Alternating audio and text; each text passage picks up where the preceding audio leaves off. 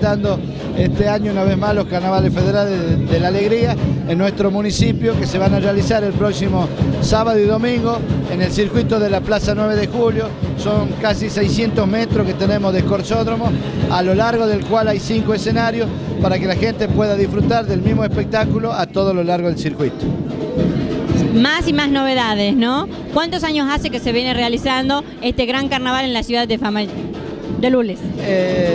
El corso se viene realizando, que nosotros lo venimos organizando hace 15 años aproximadamente, y desde el 2011 que empezaron los carnavales federales de la alegría, que formamos parte de esto en forma conjunta con la nación y la provincia.